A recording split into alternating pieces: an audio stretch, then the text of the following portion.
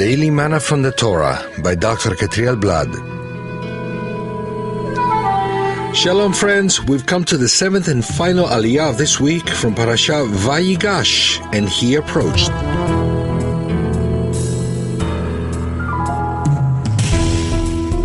This aliyah is found in Genesis 47 from verse 11 to 27.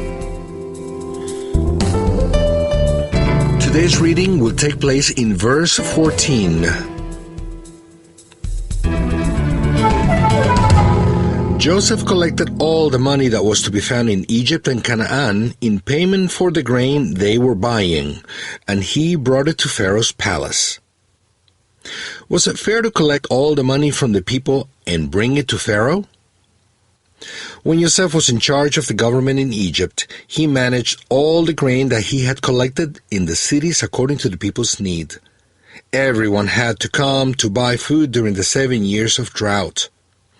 The following question rises: why didn't Joseph give the grains to the people for free? Why didn't the state support its citizens with food during the drought if it were in its power to do so? Obviously, the Torah does not approve communism, but supports and defends our right to private property. What the Torah does not approve is unfair exploitation of anyone, poor nor rich.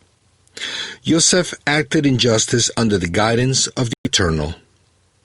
In the first place, we have to understand that the Eternal had given Joseph an almost supernatural gift for managing. Joseph knew well how to do things the best possible way. The Spirit of the Eternal was with him so he could act with wisdom in any situation he found himself in. What Joseph did was from heaven.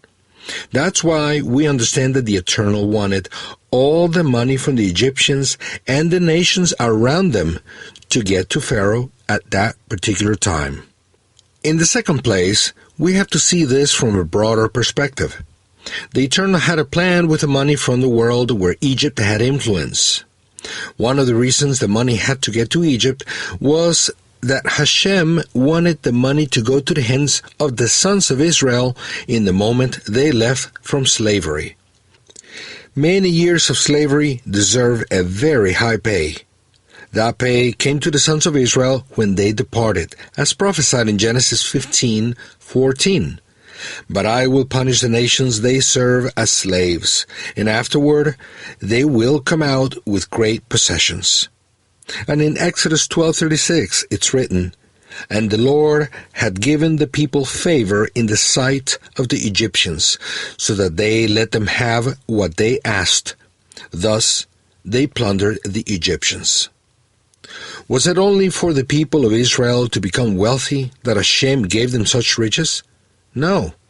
A great part of those riches was used to build the tabernacle, full of gold, silver, bronze, and precious stones and costly textiles.